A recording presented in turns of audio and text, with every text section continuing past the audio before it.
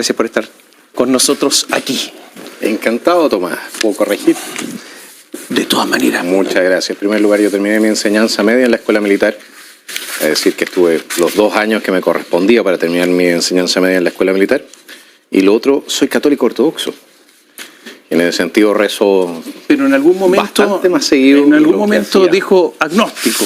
Bueno, leí por ahí. Es el camino, es efectivamente el camino que seguí. En algún momento fui agnóstico, en algún momento fui protestante. Es un camino de búsqueda. Partamos con la política. A ver, ¿cuál es la geografía en este momento? Una caída en las encuestas muy fuerte.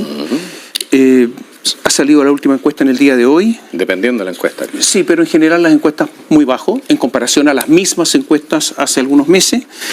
En la última encuesta, Jara 33,8, Kast 17,3, Matei 16,8, Parisi 8,9, Johannes Kaiser 4,3. Mira. Hay un desplome, ¿no? No. Pero todas las encuestas dicen que ha bajado muchísimo. No todas las encuestas. La Academ y esta. Son 2. Y otras más. Y hay más encuestas. La pregunta que ustedes, o que las encuestadoras, la verdad, tienen que responder es la siguiente. ¿Cómo hay diferencias de más de 3 puntos, que es normalmente el margen de error, entre las distintas encuestadoras? Y aquí estamos hablando no solamente. Veamos la última encuesta. Le da a José Antonio Kast 17. Kast 17. Hay otras encuestas que le dan 24. A Evelyn Matei le da 16 y algo. Hay otras encuestas que le estaban dando 10. Sí, pero hace rato, sí, pero en general las tendencias son estas. ¿Eh? Sí, pero hay una diferencia esencial. Hay una diferencia esencial, Johannes, entre lo que es la manipulación de la opinión pública y lo que las encuestas no se equivocaron con el triunfo de Jara. No se equivocaron con el triunfo de Jara. No se equivocaron con el triunfo de Jara. Yo las vi. ¿En la amplitud? En algunas marcaban una ventaja enorme. Pero no esta. ¿Está usted en emergencia? ¿Cómo? ¿Está usted en emergencia con todo esto que está pasando? De ninguna manera. ¿No? No, porque nosotros tenemos nuestras cifras.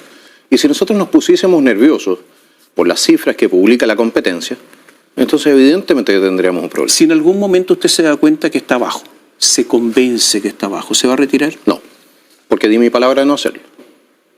Está bien, uno puede dar la palabra de no hacerlo, pero si está en Chile quizás sí, pero si está con un punto. Aunque quede debiendo. No se porque di mi palabra.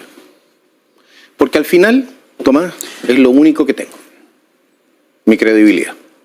Y no voy a entregar mi credibilidad en razón de la conveniencia de terceros. Aunque eso sea dividir a la derecha. Pero si la derecha está dividida en razón de su mala gestión propia. La razón por la cual existimos nosotros es porque tenemos divisiones y distinciones y tenemos diferencias de opinión con el resto de la derecha. De otra manera no tendría ninguna razón de ser que yo estuviese aquí. ¿Está haciendo usted algo mal? Porque en las encuestas no está arriba. Hubo un momento en que en las mismas encuestas usted estaba punteando. ¿Ha hecho algo mal? No me recuerdo que Cadem me haya dado alguna vez como puntero, pero en marzo, en febrero estaba muy arriba. ¿Ha hecho algo mal? Yo creo que estamos tarde con la campaña, pero todavía no hemos empezado la campaña. Estamos a 5 meses de la elección. Y por lo demás hacer presente lo siguiente. Una tendencia es una tendencia. Pero los resultados, 4 puntos, no se lo compro. Si existe la posibilidad de que Matei pase a segunda vuelta, ¿usted no se baja para beneficiar a Kast? No, ¿por qué? Le hago la pregunta porque tiene una lista parlamentaria común, entonces hay algo y hay una relación entre ustedes. Mi tema es el siguiente, yo sé que es complicado en un país donde las confianzas interpersonales son tan débiles que una de las industrias principales es la del notario, ¿no? Pero créanme, si yo doy mi palabra la cumplo, a rajatabla. Es por eso que estoy aquí. Aunque cambien las circunstancias. Es que mi palabra la doy en razón de la gente que me acompaña, de la gente que se ha comprometido con esta campaña, ¿no? Y yo no esto de que uno cambia simplemente sus principios, su posición, uno está dispuesto a romper las confianzas en razón de la conveniencia política. No la conveniencia, del cambio de circunstancias. Las circunstancias a veces cambian. A veces sí, y cuando uno da su palabra, ¿sabe qué es la gracia de dar la palabra? Que aunque cambien las circunstancias, usted se mantiene en la misma posición. ¿Usted es un hombre terco? Mucho, a veces. La terquedad es obstinación, incluso irracional.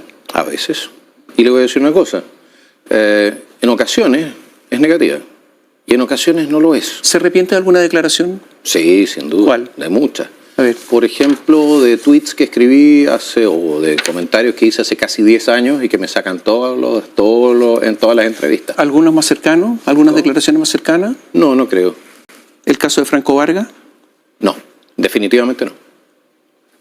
Porque en el caso Franco Vargas yo fui... Es el conscripto de 19 años que murió en una caminata en el norte del país. Porque no eran declaraciones dirigidas a Franco Vargas, por lo demás no sabía que estaba su familia presente. Fue a propósito de eso. No, pero porque es una comisión investigadora. Yo tengo un trabajo como diputado que hacer. Es que no hizo una pregunta, hizo una afirmación. No, yo hice una afirmación en forma de pregunta, que efectivamente había una introducción a la pregunta, que existían entonces condiciones que efectivamente significaban un empeoramiento generalizado de la salud de la juventud. Si el ejército se había hecho cargo, no el ejército, de hecho la Dirección General de Movilización Nacional, al momento del reclutamiento, al momento de chequear la salud de los jóvenes, de esas circunstancias. Usted dijo que eran obesos, que podía haber consumo de drogas. Y de hecho recibimos respuesta a los oficios que tenemos, que despachamos, y iban en dirección a un problema no menor, casi 30% de los jóvenes. Pero no se sabe si Franco Vargas... Pero si no era una pregunta solamente respecto se está hablando de eso. Vargas, había 3 personas que estaban involucradas ahí. Usted dijo, por ejemplo, hizo una declaración, sacaría cascando las energías renovables no tradicionales. ¿La mantiene? No de esa manera. ¿Pero lo dijo? Sí, lo dije. Ya, ¿se arrepiente de eso? Sí, porque era técnicamente incorrecto. ¿Se arrepiente de que el Ártico no está desapareciendo? No, porque el Ártico no está desapareciendo. Pégale un telefonazo a Putin, porque él cree otra cosa. Y él está ahí. Pero el Ártico no ha desaparecido. Dijeron, está desapareciendo. Fue el señor Al Gore, creo que fue Al Gore, el que sostuvo que para el año 2000 no iba a haber hielo en el Ártico. No, pero era un proceso. Lo que estaba refiriéndose fueron los mismos que dijeron que no iba a haber hielo en el Himalaya. Que no iba a haber hielo en el Kilimanjaro. Hay una competencia geopolítica para ver cómo se navega por el Ártico. Usted lo sabe. Me parece perfecto. Yo no le digo que no exista un cambio climático. ¿No se arrepiente de esa declaración? No, ¿por qué? Pero sí es cierto. Hablemos de la relación con los republicanos. Usted ha estado con los republicanos, fue diputado republicano, lo echaron a los 3 días que había sido elegido, lo despidieron. Bueno, usted renunció, pero lo iban a echar. Tomás, eso no es correcto. Lo anunciaron que lo pasaría al Tribunal Supremo. Y no habría pasado nada, porque no existía ninguna causal por la cual me pudiesen echar del partido. Usted estuvo en los republicanos, renunció a los republicanos, volvió a los republicanos. Estable políticamente en ida, es como una relación de amor y odio. ¿Qué es lo que es eso? Es simplemente yo defiendo mis principios y los defiendo en todas circunstancias respecto de cualquier opositor, incluso de los propios amigos cuando es necesario. Ya, pero usted entró, salió. Bueno, ¿y cuál es el problema? Usted acusado... Una organización política no es lo mismo que solamente una organización o el tema de la defensa de los principios. Usted ha dicho de José Antonio Kast, donde le convenga o donde él cree que le conviene, él está. ¿Lo he dicho de esa manera? Sí. ¿Está seguro? ¿Puede citármelo? Comillas, donde le convenga o donde él cree que le conviene. Bueno. Cuando usted lo ubica en el espectro político, ¿dónde está? ¿Dónde le convenga? Textual, o donde él cree que le conviene. Necesitaría el contexto para saber en qué contexto lo dije. Eso, cuando le preguntan dónde está, en qué lugar del espectro político está José Antonio. No, pero él no estaría probablemente a favor de una ¿cómo se dice? De la negociación ramal, por ejemplo, por ramas de actividad. Sin duda que no. Pero en ciertas materias, y efectivamente para el tema constitucional, hubo entrega de principios que eran rectores, y esos principios rectores son la causa por la cual hubo una fractura dentro del Partido Republicano. Usted se preguntó una vez, ¿quién es José Antonio Kast hoy día? ¿Quién es? Usted mismo se lo preguntó. ¿Cuáles son sus posiciones que realmente defiende? A mí no me queda claro. ¿Son las que defendieron el proceso constitucional, las que defendieron la primera vuelta, la segunda vuelta? ¿Cuáles son sus posiciones que van a defender los próximos meses? ¿Van a ser las mismas que el proceso constitucional? Probablemente no porque trate de recuperar el voto que perdió, etcétera, etcétera. O sea, no tiene idea dónde está Kast. Creo que José Antonio Kast trató en su momento de cuadrar el círculo constitucional. Y eso generó un tremendo ruido. ¿Solamente en materia constitucional? Yo creo, bueno, la segunda vuelta de la elección pasada, efectivamente, se cambiaron muchas posiciones de la primera a la segunda vuelta. Y el propio, creo que fue el senador Chaguán, en entrevista con usted, el que dijo que le habían cambiado, le habían escrito de nuevo el programa en segunda vuelta. Yo creí en ese momento, yo pienso hasta el día de hoy, de que esa fue la razón por la cual José Antonio tuvo un peor resultado del que pudo haber tenido en segunda vuelta. O sea, que no tiene convicción y se va para allá y para acá. Yo creo que él trata de alcanzar un objetivo. El objetivo es, en una materia era el tema constitucional, demostrar gobernabilidad, y hay momentos en los cuales se equivocan. ¿Vulnera sus principios? Bueno, hay materias que efectivamente son de principio y que se entregaron. ¿De acuerdo a cómo sopla el viento? No, no lo diría así. Pero si la causa es suficientemente, o cree que el tema es suficientemente importante para ganar el como poder, para hacer un sacrificio en el sentido de ganar el poder o de, ya, pero eso significa, de alcanzar... Eso significa ser un poco veleta, ¿no? No sé. De acuerdo a su posición, porque a la suya. Yo conozco a muchos políticos en Chile que literalmente le dicen un día lo uno y al día siguiente lo contrario. Ya, pero eso es lo que está diciendo usted de Kast. En el caso de José Antonio hay dos momentos específicos en los cuales efectivamente se produce una situación que es compleja para nosotros. Usted dijo, yo voy a estar siempre en la posición más dura. Bueno, quizás exageramos un poquitito, pero va en esa dirección. Sí. Siempre en la posición más dura, siempre. La posición más consecuente, pongámoslo así. No, pero dijo dura. Está bien, pero al final cada declaración en su contexto. ¿Y eso benefició a Kast en el sentido que se ve mucho más aperturista? No, yo más creo hacia que el centro, ¿usted jugó en beneficio de él? Pero, a ver, ¿por qué no nos hacemos cargo de lo que fue la gestión política? Si José Antonio Kast, junto con lo que fue el Partido Republicano en el segundo proceso constitucional, trató de hacer una constitución que fuese una constitución que dejara contentos a los distintos políticos y sectores políticos. No estoy hablando de la ciudadanía, porque las constituciones no son para los políticos, se supone que son para proteger los derechos de los ciudadanos, ¿ya? Y al tratar de dejar contentos a las distintas dirigencias políticas, llegando hasta el PPD, el Partido Radical, etcétera, lo que hizo fue tensionar demasiado el ambiente interno del Partido Republicano, se produjo un quiebre. Eso es lo que sucede. Entonces, plantear que él no estaría más hacia no se habría movido él ya mucho tiempo atrás, un poco más hacia el centro, que no es un tema de perspectiva. Sí, usted es más duro, está más acá, eso es todo. ¿Sí? Eso. ¿Le sorprendió la victoria de Janet Jara? No. Habría esperado que no fuese así. ¿Teme que gane la presidencia? No en esta vuelta. Y temo otra cosa. Temo que dirija la oposición. ¿Usted cree que no tiene posibilidad de ganar? No creo. Temo que dirija la oposición. ¿Usted cree que va a ganar usted o Kast? Yo creo que vamos a dar una muy buena pelea. El ciudadano es el que decide. O sea, ¿usted no cree que Janet Jara tiene posibilidades de ganar? No creo. Pero creo que puede hacer mucho daño siendo la que conduzca la oposición. Ella dice que es socialdemócrata, sí, que, claro. que gobernaría con una mayoría de partidos que no son marxistas o que no son comunistas. Yo también podría decir que soy socialdemócrata para ganar la elección ahora. No, pues usted ha dicho que le gusta la socialdemocracia alemana, así que... No. Dos figuras de la socialdemocracia alemana, que es otra cosa que la socialdemocracia. Ya, pero... Ya. La de la democracia alemana de los 90. No, y la de 1920. ¿Le asusta que pueda gobernar el Partido Comunista? La verdad sería probablemente el fin de la democracia en Chile, así que sí. Pero hay una constitución. Sí, pero hay partidos que no son comunistas. Tomás, las constituciones no defienden a los ciudadanos defienden las constituciones. Si ya gana el Partido Comunista con 50+1 de los votos o tiene suficiente respaldo como para llegar al poder con 50+1 de los votos, la constitución no vale nada. ¿Usted cree que Janet Jara fue validada por la derecha? Yo creo que Janet Jara fue sin duda respaldada y recibió el apoyo que necesitaba para llegar a esta posición por parte de Chile Vamos. Yo no lo diría a la derecha. Bueno, esa derecha. Pues bueno, sí, ya.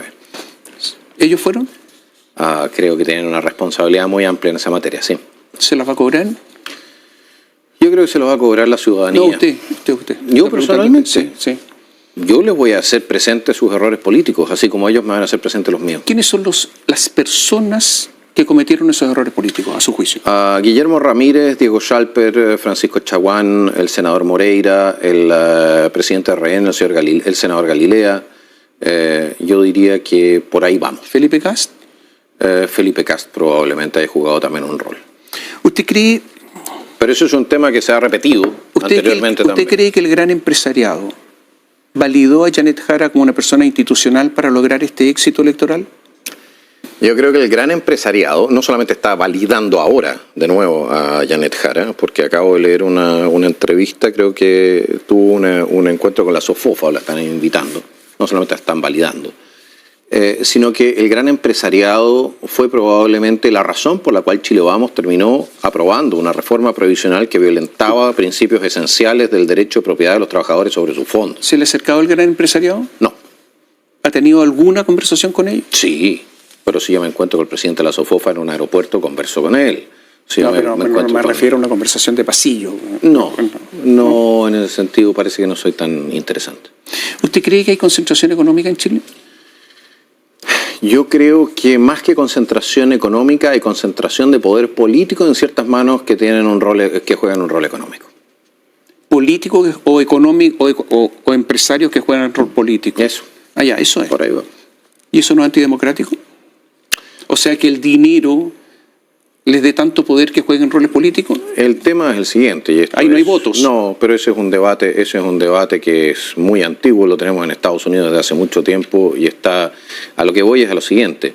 Si usted paga por las elecciones, si las elecciones son al final una danza de millones para convencer a las mayorías de votar por usted, evidentemente que el dinero juega un rol en el sistema político. ¿Usted proscribiría al Partido Comunista?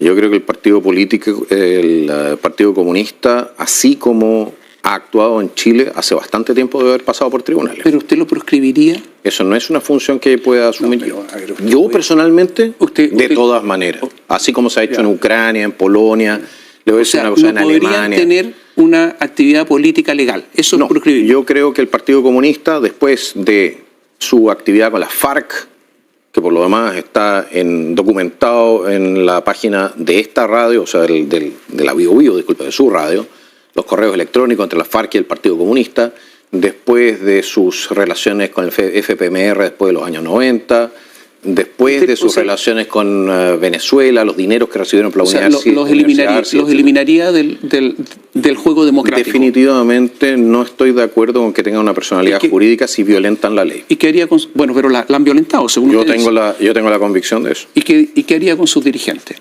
¿Qué haría con sus dirigentes? Es un tema que tiene que resolver la justicia. ¿Qué cree usted? No, pero usted puede presentar querellas, puede accionar, puede... No, Tomás, pues sí, evidentemente que podemos presentar querellas.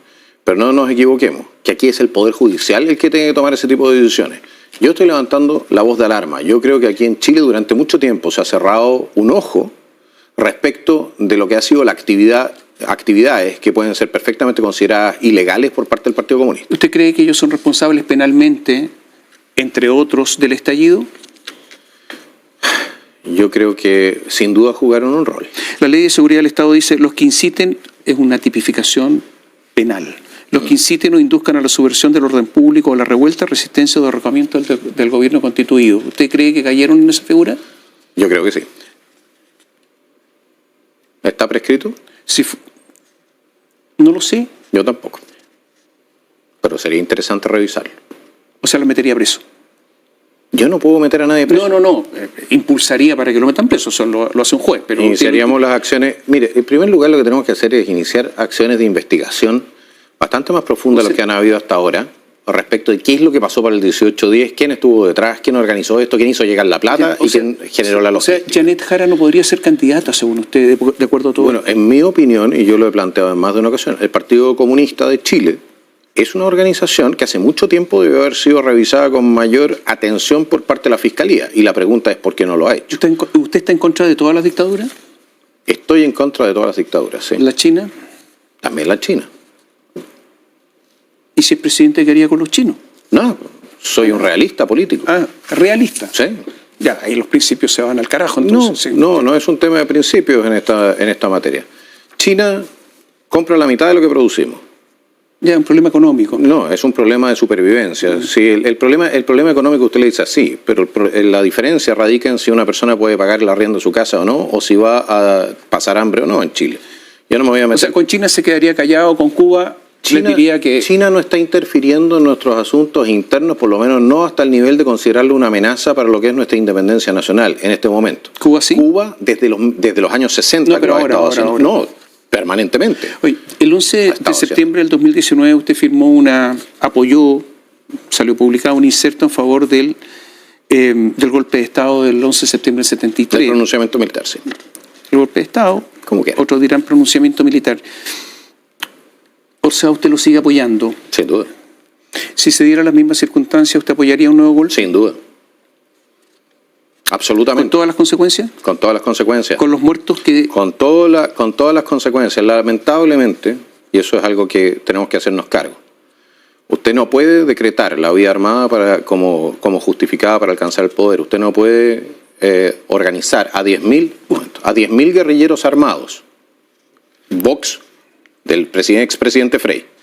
Usted no puede desatar la guerra y la lucha de clases y cuando recibe una respuesta esperar que ésta sea pacífica. Johannes, yo no voy a entrar en una discusión histórica muy larga. Solamente le quiero preguntar, las detenciones, las desapariciones, las torturas y los asesinatos fueron inevitables, dice usted. No creo que hayan sido inevitables. Eso me acaba de decir. No, lo que le dije fue que en el caso de que hubiese un conflicto de esa naturaleza que pudo haber alcanzado los ribetes de una guerra civil, de la mano de la cantidad de gente armada que había, ya, evidentemente que iban a haber muertos, iban a haber violaciones de derechos humanos, disculpen, porque sabe que cuando la gente armada se enfrenta, normalmente se violan los derechos humanos. Por lo demás, hacer presente lo siguiente, que el Ejército de Chile en su momento actuó de acuerdo con aquello para lo cual había sido entrenado bajo el control del régimen democrático. Y estamos hablando desde González Videla para adelante, que mandaron a los... Bueno,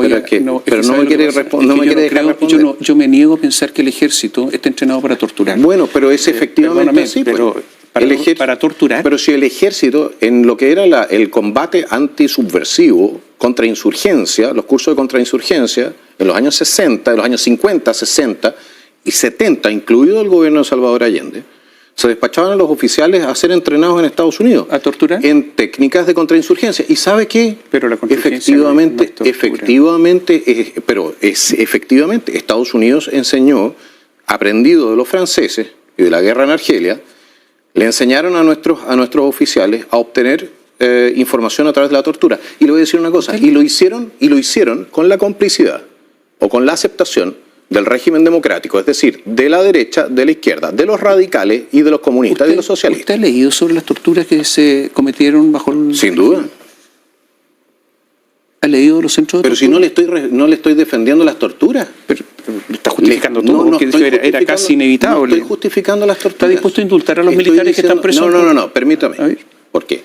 Yo no estoy justificando las torturas, no voy a dejar que me permita... Federico el Grande prohibió las torturas del siglo XVIII porque no servían, entre otras cosas. ¿Ya? Creo que la tortura es una forma brutal y por lo demás muy poco práctica de obtener información. Y es un castigo inmerecido, es una violación de las cosas más básicas en las cuales cree el ser humano. Voy a decir una cosa. En este país, la clase política no se puede hacer la loca respecto de la forma y el tipo de entrenamiento que recibieron nuestros uniformados antes del 73, porque era un gobierno civil y la clase política hasta el día de hoy hace como si no hubiesen tenido nada que ver y como si todo esto hubiese sido entonces una cosa que nació de la nada. Y ese no es correcto. O sea que no hay ningún responsable. Sí, evidentemente que hay responsable. En primer lugar, empecemos por aquellos que declararon que la vía armada era legítima para que después cuando estaban derrotados, ¿no? Cuando estaban derrotados. Sí. Bueno, ¿cuándo estuvieron derrotados? En mi opinión, estuvieron derrotados en 1989. Se demoraron harto. Bueno, la derrota fue global. ¿Usted indultaría a las personas que están presas en Punta Peuco? ¿Usted conoce a Clara Saransky? ¿Se acuerda de Clara Saransky? Pero dígame si lo indultaría o no. Porque para responderle el por qué. Clara Saransky dijo que era innecesario e injusto el tipo de persecución que se estaba realizando. Ella misma torturada, y ella misma fue víctima, que se estaba realizando respecto de los mandos, o sea, no de los mandos que habían tomado decisiones, sino que soldados, cabos, etcétera, tenientes, subtenientes. ¿Usted no cree que Pinochet fue un cobarde al no reconocer sus responsabilidades? Mire, Pinochet reconoció sus responsabilidades, pero bastante tarde. Eso es correcto. Yo creo que no fue correcto en lo que... ¿No cree que fue un cobarde? No, esa es una palabra que usted puede utilizar. No, le estoy preguntando a usted si cree eso. No. la responsabilidad de mando y todo ese tipo de cosas. Sí, yo creo que no fue correcto. Yo creo que fue, en ese sentido, dejó votado a sus hombres, sí. Los dejó votados. Sí. Eso del punto, usted estuvo en el ejército, así que sabe. Sí. Eso es una cobardía, ¿no? Pueden haber distintas razones para ello, pero usted me pide a mí que yo califique entonces la intención. Yo no soy psicólogo. ¿Reabriría el penal Cordillera? No. Cerraría Punta Peuco. ¿Cerraría Punta Peuco? Sí. ¿Y dónde irían? ¿A arresto domiciliario o a su casa? ¿Cerraría el Museo de la Memoria? El Museo de la Memoria tiene dos opciones. O se transforma en un museo de la memoria completa, o no vamos a darle de recursos públicos. Es por lo demás una personalidad jurídica independiente, así que... ¿Cerraría el Instituto Nacional de Derechos Humanos? 0 pesos para el Instituto Nacional de Derechos. ¿Terminaría el financiamiento de la Fundación Allende? Absolutamente. ¿Usted habla con militares? Sí.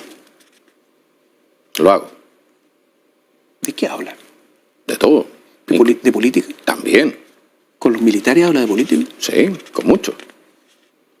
Ahora casi todos están retirados. Pero... No, pero me refiero a militares activos. El otro ya no son militares. No, sí son militares. Los militares son militares hasta el último día de su vida. Está bien, usted es militar también, pero estoy hablando en servicio activo. ¿Habla con militares en servicio activo? No hablo con militares en servicio activo de política. ¿Y de qué habla? De otras cosas. Si me encuentro con alguien, hablaré sobre las necesidades de defensa, hablaré sobre el desastre que tienen en materia de financiamiento. Otras cosas. En materia de seguridad, usted ha dicho que las personas debidamente entrenadas podrían portar armas en la calle. Sí, es lo que sucede con policías de investigaciones, carabineros. ¿O un civil entrenado? Un civil que hubiese cubierto un entrenamiento suficiente, sí. ¿A usted le gustaría portar armas? ¿A usted? No lo sé. ¿Cómo no lo sabe? Si dice todo esto, ¿cómo no ha pensado en sí mismo? Porque una cosa es lo que legalmente nosotros podríamos abrir como una oportunidad para aquellas personas que efectivamente cumplan con ciertos requisitos, y otra cosa es si yo estaría dispuesto a cumplir con esos requisitos. ¿No lo ha pensado? Como por ejemplo los cursos. ¿No lo ha pensado? ¿De hacer? ¿Usted no lo ha pensado? Bueno, evidentemente que uno se siente muy inseguro hoy en día. Sí, mire. Si yo pensando que tengo una hija chica, a la cual en algún momento tendría que enseñarle el protocolo para sacarse el cinturón de seguridad si me hacen una encerrona, ¿ya? Evidentemente que uno considera o piensa respecto a la posibilidad de poder defenderse a sí mismo y su familia. Ahora, estar yo armado en la calle, yo creo que yo personalmente no tomaría esa opción. Pero eso no se lo vetaría a personas con entrenamiento y a personas que efectivamente tengan la posibilidad de ser un aporte para la seguridad ciudadana. Ya, pero cualquier persona entonces... No cualquier persona. Cualquier persona entrenada que vaya a un entrenamiento podría portar armas según su criterio. No cualquier entrenamiento, pero bueno. No, un entrenamiento psicológico, etcétera. Sí, podría. Sí, ¿por qué no? Lo tenemos hoy en día. Lo que pasa es que están uniformados o son PDI. Sí, pero un civil no puede hacer eso hoy día. También, cuando, por ejemplo, carabineros sí, oficiales se retiran, sí, sobre claro, todo pero oficiales superiores. me refiero a un civil. ¿Usted cerraría la frontera siendo presidente? ¿Qué es lo que entiende por cerrar la frontera? Que no pase nada. No, con Argentina, con Perú no deberíamos tener mayores problemas de continuar teniendo libre tránsito. Con Bolivia, efectivamente, y debido a la pésima actitud que tiene dicho país con nuestro país respecto a la recepción de ciudadanos que pasan por su territorio hacia el nuestro y por lo demás porque se comportan como un estado paria, sí, probablemente. Se ha dicho que es casi imposible controlar la frontera porque hay una enorme cantidad de pasos es lo que se ha dicho. ¿Usted denunciaría el tratado que prohíbe las minas personales? Es una opción, pero yo no soy partidario de controlar la frontera necesariamente con minas. ¿Pero la tiene como opción? No, mire, lo que pasa es lo siguiente. A ver, seamos una vez serios, ¿ya? Minar el norte tenía una razón para el año 78, porque estuvimos casi en guerra con Perú y porque la ofensiva probablemente iba a ser con blindados. Uno de los grandes problemas que tuvimos con los campos minados es que venía el invierno boliviano y se llevaba las minas y las repartía por cualquier parte. Y eso significó que muchos ciudadanos nuestros fallecieron por accidentes y cosas que no eran necesarias. ¿Y por qué no se mantuvieron los lugares también? Aparte. Ok, ese es un punto. Segundo punto, ¿podemos controlar la frontera? Sí la podemos controlar. La podemos controlar con elementos técnicos, la podemos controlar con grupos de reacción. No son tantos los pasos para pasar hacia Chile. Si esto es tan fácil, ¿por qué no lo han hecho? Porque yo creo que hay intereses económicos detrás. ¿Cuáles? Por ejemplo, hacia Bolivia, es algo que poca gente sabe, pero hacia Bolivia pasan miles de millones de dólares de contrabando todos los años. ¿Quiénes tienen eso? No lo sé, si eso es un tema que tenemos que investigar. Y tenemos que investigar también por qué, por ejemplo, no tenemos escáneres en todos los puertos. ¿Ya? Y tenemos que investigar por qué existe entonces esta... Ha gobernado 2 veces la derecha, esa derecha. Chile Vamos. Ah, bueno, no, es que no había notado que fuese muy de derecha su gobierno, pero bueno, no lo noté. ¿Ellos son responsables también de todo esto? Sí, evidentemente. Ahora le voy a decir una cosa. Sí. Yo conversé con personas que estuvieron muy cercanas dentro de lo que fue el Servicio Nacional de Migraciones durante el gobierno de Sebastián Piñera. Y así como hubo voluntad para cerrar o para controlar la frontera con Arica, no la hubo nunca para controlar la frontera con Bolivia. ¿Por qué? No lo sé. Pero no hubo voluntad. Y no hubo voluntad en el gobierno de Bachelet, no hubo voluntad en el gobierno de Piñera y no hubo voluntad en el gobierno de Bolivia. A propósito de voluntades. Usted es presidente, se produce el estallido. Mejor no. ¿Qué habría hecho? En materia de seguridad. Habría impuesto la ley. ¿Cómo? Con toda la fuerza que fuese necesaria. ¿Disparando? No sé si utilizar la violencia letal hubiese sido necesario, no creo. Pero sí le voy a decir una cosa. A ver, había más gente que policías. Sí. Había más gente que militares. Sí. Entonces, ¿cómo lo hace? En primer lugar, usted no dispersa simplemente. ¿Ya? En Alemania, no sé si usted ha notado o ha visto. No está a ese nivel en Alemania. No, de hecho, cuando llegaron los policías alemanes a ver lo que estaba pasando aquí, porque supuestamente ellos nos podían dar lecciones, ¿ya? Ellos quedaron completamente anonadados de la capacidad de nuestros carabineros de resistir a el golpe de Estado que estábamos sobreviviendo. Bueno, ¿pero qué habría hecho entonces? ¿Cómo lo hace? Yo habría declarado estado de sitio, sí. Y eso significaba meter preso a quien estuviera en las calles después de cierta hora. ¿Cómo los toma presos? Son muchos. ¿Les dispara? ¿Cómo los hace? ¿Les tira redes? Bueno, usted, ese es un tema que si usted lo consulta con Carabineros, usted se dará cuenta de que es posible hacerlo. Y efectivamente teníamos una situación muy, muy delicada en esa materia. Ahora, sí le voy a decir una cosa. Si una persona lanza una bomba Molotov contra un carabinero, está lanzando un arma está usando un arma potencialmente letal. ¿En ese caso habría dado la orden de disparar? No, eso está autorizado por ley. Pero, habría defendido el derecho de los carabineros de defender su vida. Pero los carabineros no dispararon. No lo hicieron. Dispararon otro tipo de armas, perdigones, y ahora están presos. Pero ¿usted les habría dado orden de disparar sus armas? Yo les habría dado la garantía de que iba a defender su derecho a proteger su vida y su integridad física, sí. ¿Esa es la gran falla de Sebastián Piñera? No, la gran falla de Sebastián Piñera es anterior. La gran falla de Sebastián Piñera es la falla del sistema político. La gran falla de Sebastián Piñera, por lo demás, es tener una izquierda que supuestamente era democrática, que dejó caer a un presidente democráticamente electo y se sumó al golpismo. La gran falla de Sebastián Piñera es haber perseguido a los militares y a los uniformados de manera implacable y al momento de necesitarlos no haber contado con su confianza. Esa fue la gran falla de Sebastián Piñera, que creyó que quienes se llenaban la boca permanentemente con la palabra democracia y que lloraban por el golpe de Estado del 11 de septiembre no le iban a hacer a él algo así como fue la revolución de la Chaucha. ¿Usted cree que si Piñera hubiese ordenado disparar le habrían obedecido? No. O sea, ¿habría habido una rebelión de las Fuerzas Armadas? No, simplemente no le habrían obedecido. Bueno, cuando no obedecen es rebeldía. Bueno, pero el punto es el siguiente. Yo creo que hoy día existe una razón por la cual, por ejemplo, en la Araucanía prácticamente no hay enfrentamientos. Nuestros uniformados no van, no buscan y no desactivan las células de terroristas y violentistas. La última vez que hubo un enfrentamiento, terminaron 3 infantes de marina durante años procesados. Pero cayeron un 80% los robos de madera. Sí, gracias a la ley de robo de madera que votó en contra de este gobierno. Eso es correcto. Usted dijo que eliminaría funcionarios públicos. Así es. ¿Cuántos? Mire, por lo menos los 100.000 que contrató van en la primera oleada. Ya, la primera. O sea, usted llega y todos para afuera.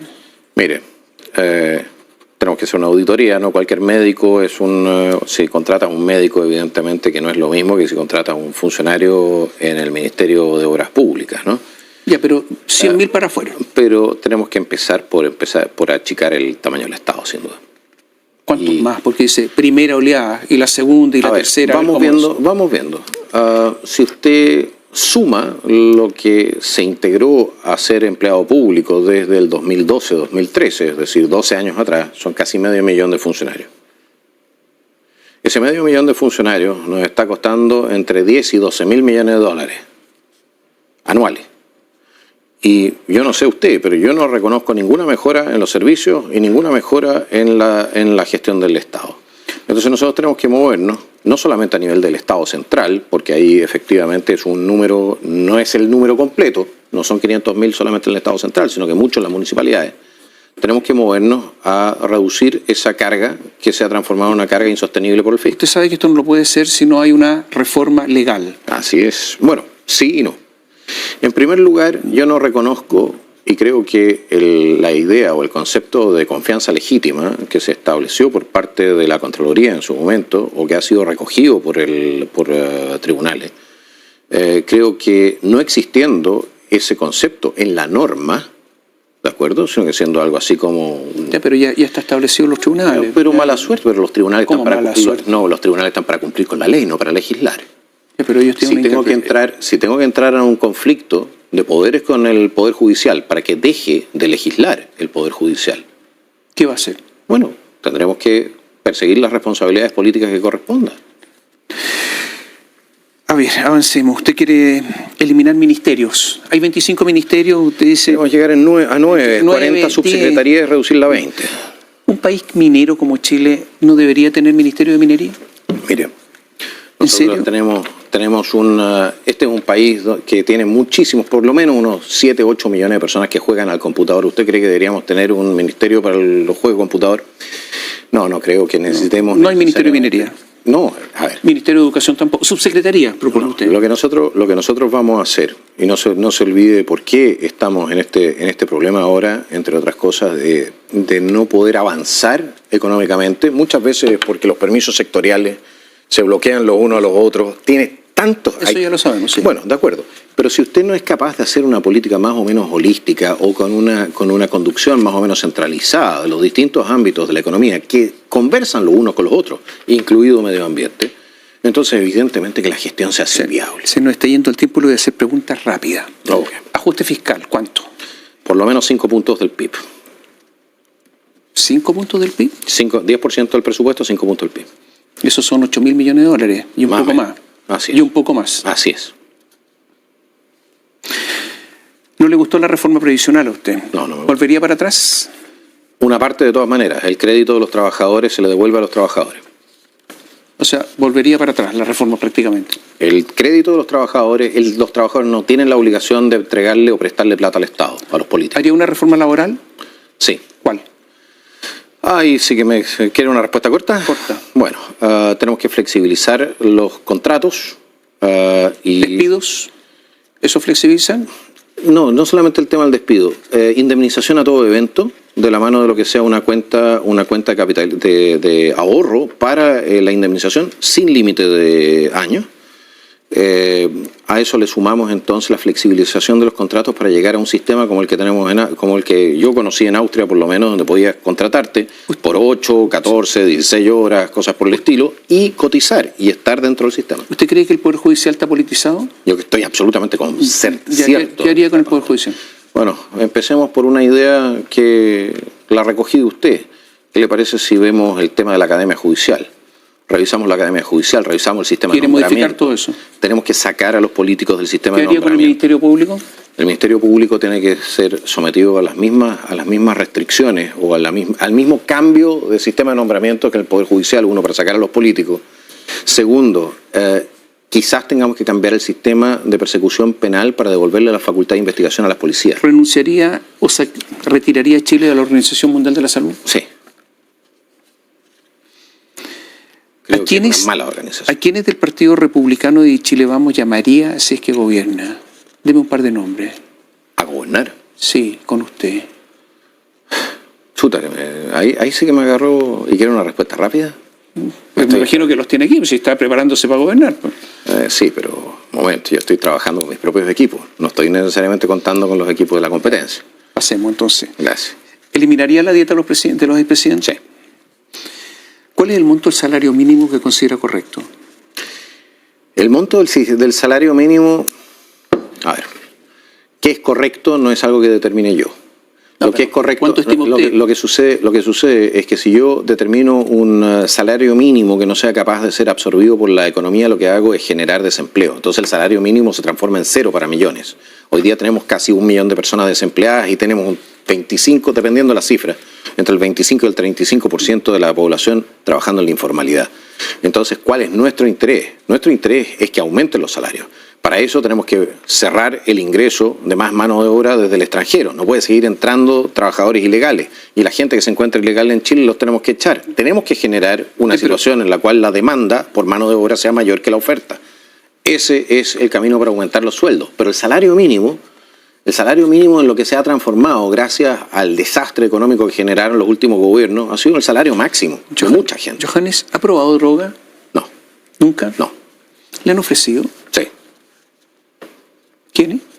No, esto es años atrás, tienen que ser por lo menos 20 años atrás que me ofrecieron la última vez. ¿Qué exigiría usted en su gobierno en materia de drogas a las autoridades?